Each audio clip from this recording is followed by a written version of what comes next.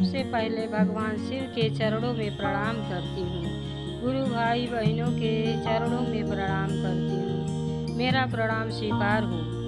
अगर मेरी यह कथा आपको अच्छी लगे तो लाइक करिए, शेयर करिए और सब्सक्राइब ज़रूर करिए, क्योंकि शेयर करने से ही धर्म का प्रचार होगा। कथा पूरा सुनिएगा, आधा अधूरा मत सुनिएगा। आधा कथा सुनने से शिव गुरु का अपमान होता है और पूरा कथा सुनने से ज्ञान होता है। एक गांव में एक शिव भक्त गुरु बहिना थी और उनके एक बेटा थे। दोनों हंसी खुशी रहते थे। माँ शिव भक्त थी। सुबह स्नान करके भांग धतूरा बेलपत्र फूल पूजा सामग्री जुटाती और भगवान भोलेनाथ जी के मंदिर में जाती, पूजा करती और भगवान से प्रार्थना करती कि हे भगवान, मेरी बहू अच्छी देना ताकि इस परिवार में खुशहाली रहे। बेटा बड़ा हो गया। गुरु भाई बहिना उनकी शादी हो गई तो सास बहू थी। बड़े प्रेम से रहती थी। गुरु भाई बहिना बहू के आ जाने से सास को फुर्सत मिल गया। वह कहीं भी शिव चर्चा होता सुन जाती तो चली जाती। भगवान भोलेनाथ माता पार्वती जी का हर वक्त ध्यान करती और कहती कि हे पिताजी, माताजी, अगर मुझसे अनजाने में कोई भूल हुई हो तो मुझे माफ़ करना, मुझे सही मार्ग दिखाना। बेटा उनका बाहर कमाने चला गया था और घर में केवल सास बहू रहती हैं। जब गुरु भाई बहिना सास घर से बाहर निकलती हैं भगवान भोलेनाथ के चर्चा में जाने के लिए, तो बहू को अकेला देख पड़ोसन की औरतें उसे भड़काने की कोशिश करती हैं।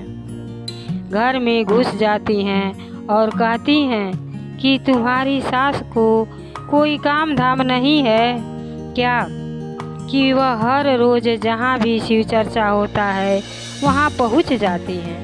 क्यों नहीं तुम उनको बोलती हो? तो बहू कहती है, माँ जी तो मुझे कुछ कहती ही नहीं, तो मैं भला क्यों उन्हें बोलूँ। गुरु भाई बहिना तब पड़ोसन की औरतें कहती हैं कि तुम उन्हें बोलोगी नहीं तो तुम्हारे घर लक्ष्मी नहीं आएगी, तुम्हें बोलना चाहिए, मैं उपाय बताती हूँ। गुरु भाई बहिना तब पड़ोसन की औरत कहती हैं कि तुम उनके खाने में अलग से ज़्यादा नमक मिला देना।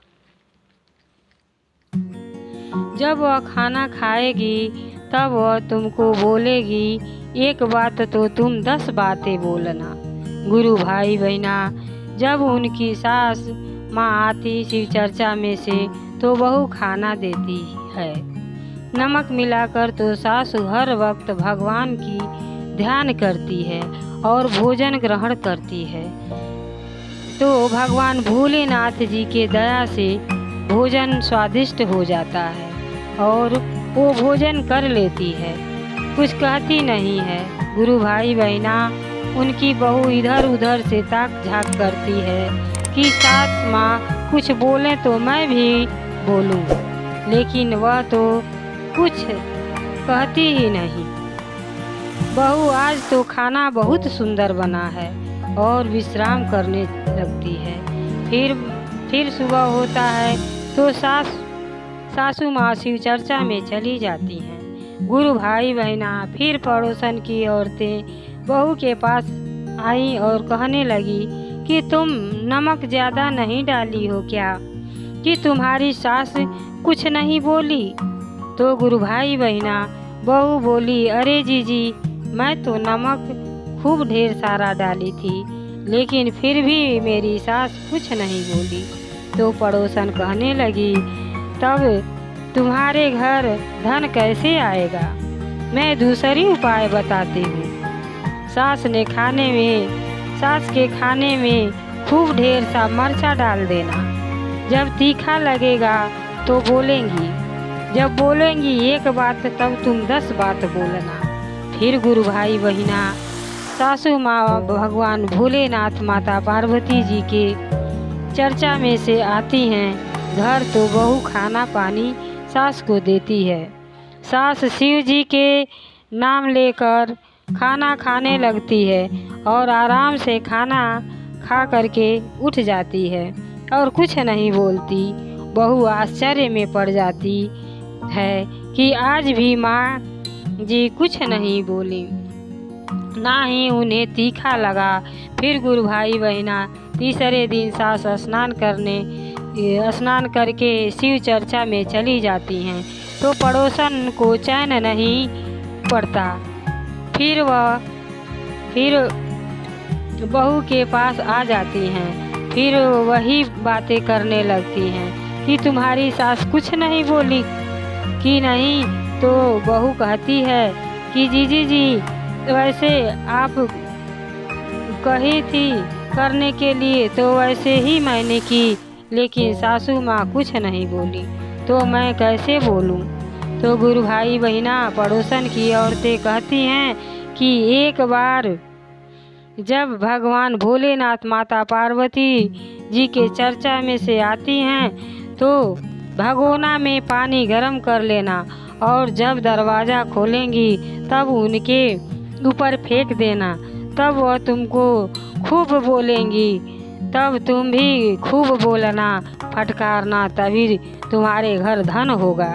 गुरु भाई बहिना फिर सासू जी उनकी आती हैं, दरवाज़ा खोलती हैं तो बहू गर्म पानी सासू माँ के ऊपर फेंक देती है। फिर भी वह पानी भगवान भोलेनाथ माता पार्वती जी के कृपा से वह पानी ठंडा हो जाता है। सास को कुछ नहीं होता। बहू आश्चर्य में पड़ जाती है और माफ़ी मांगती है, माँ हमें माफ़ करना, मैं गलत हूँ। तो सासू माँ बहू को गले से लगा लेती है और कहती है, बहू भगवान भोलेनाथ माता पार्वती जी बड़े दयालु हैं। जो उनके शरण में आता है उसे कोई नहीं मार सकता। वही सबके पालनहार हैं और मुक्ति देते हैं। अगर हमारी यह कथा आपको अच्छी लगे तो शेयर करिए और सब्सक्राइब करिए। कमेंट में हर हर महादेव का नाम लिखने से आपकी सारी बाधाएं दूर होगी, तभी शिव कृपा होगी। हर हर महादेव, घर घर महादेव। त्रिलोकीनाथ की जय।